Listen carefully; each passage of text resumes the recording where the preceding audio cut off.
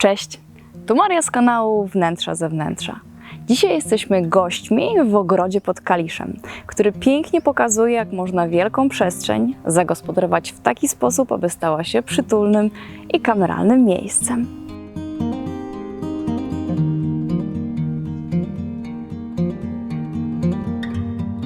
Cześć, tu Magda. Nim Maria pokaże Wam ogród, mam dla Was ciekawostkę. Pamiętacie dom z niebieską kuchnią na warsztaty dla kobiet, który pokazywałam w jednym z home tourów? To właśnie przy tym domu znajduje się ogród, który zaraz zobaczycie. Wtedy udało nam się pokazać tylko niewielki kawałek ze względu na prace budowlane, które trwały obok. Natomiast teraz zobaczycie całość. Zapraszam.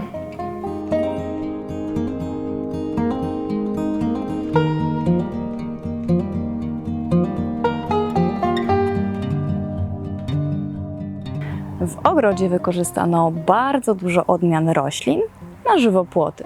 Mamy tutaj bukszpany, buki, trawy, a nawet winorośle. Chodźcie zobaczyć, jak zostały wykorzystane, by stworzyć piękną przestrzeń i oddzielić części ogrodu od siebie. Ogród jest podzielony na kilka części. Większość z nich stanowią strefy wypoczynkowe. Tutaj, tutaj, tutaj, tutaj i tutaj. Jednak na samym końcu ogrodu został wydzielony specjalny obszar poświęcony warzywom. Mamy więc tam grządki podwyższone, a także krzewy. Jesteśmy w warzywniku. Do jego stworzenia użyto betonowych elementów, z których stworzono podwyższone grządki. Jest ich aż 6. I choć to może nie jest najlepszy okres dla większości tych roślin, ponieważ miesiące świetności mają już za sobą, ale zobaczmy, komu się udało zatrzymać się tu na dłużej. O tym, jak ważny jest kompost w każdym ogrodzie, nie trzeba nikogo przekonywać. Zobaczcie, jak wielki kompostownik postawiła właścicielka zaraz w pobliżu swojego warzywnika. Jego lokalizacja sprawia, że jest to dobre miejsce, aby szybko zasilić swoje rośliny. Znajdujemy się właśnie na granicy pomiędzy dwoma częściami wypoczynkowego ogrodu.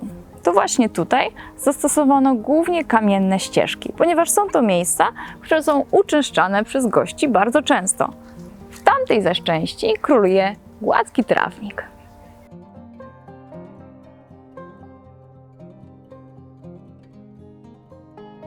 Równie dobrze tu mógł być sam trawnik, ale zobaczcie, jak świetnie wygląda krzak albo małe drzewko wkomponowane w sam jego środek. Stanowi świetny element dekoracyjny. Pięknym elementem wykończenia w tym ogrodzie jest kamień. Nie tylko wytycza on ścieżki, ale także tworzy obrzeża rabat. Wykorzystany też został do stworzenia pięknej architektury tego ogrodu.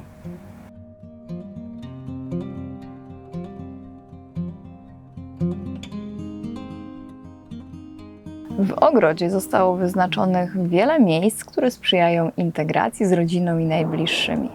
W tym miejscu zostało przygotowane wielkie palenisko razem z kamiennymi ławeczkami. Zaraz obok okrągły stół z wieloma krzesłami. Obok mamy także zadaszoną altanę, w której jest bardzo dużo miejsca, a chwilę dalej także osobne miejsce z krzesłami i stolikami. Kamień, kamień i kamień. Jak widzicie, te elementy powtarzają się w tym ogrodzie cały czas. Zarówno w postaci ogromnych głazów na ścieżkach, jak i drobnych kamieni.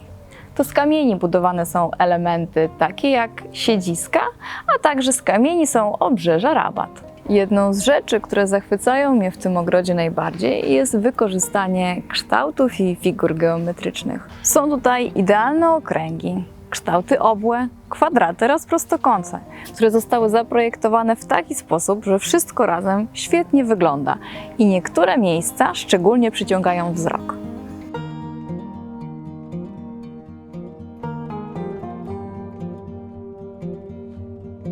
Znajdujemy się w przejściu pomiędzy domem a wejściem do ogrodu. Jak widzicie, tutaj większość roślin to przede wszystkim trawy oraz hortensje. Znajduje się tutaj ich kilka gatunków. Także jeżeli chodzi o trawy, mamy mnogość odmian.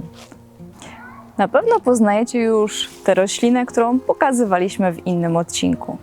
Tutaj została wykorzystana w 2 miejscach. Zobaczcie, jaką piękną ścianę zbudowała w bardzo krótkim czasie.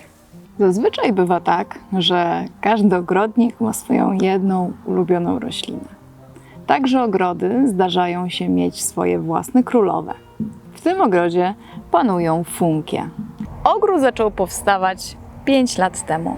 Jako pierwsze po obu stronach ogrodu zostały posadzone drzewa owocowe. Choć właścicielka narzeka, że bardzo często dotykają je różnego rodzaju choroby, to nie może narzekać na brak owoców. Mówi, że nawet nie jest w stanie ich przyrobić. Najpiękniejsze są chyba dla mnie ogromne krzewy porzeczek, ale mamy tu także dereń, śliwki, jabłonie oraz brzoskwinie. Krzewy owocowe to zawsze dobry wybór dla ogrodu, nieważne czy dużego czy małego.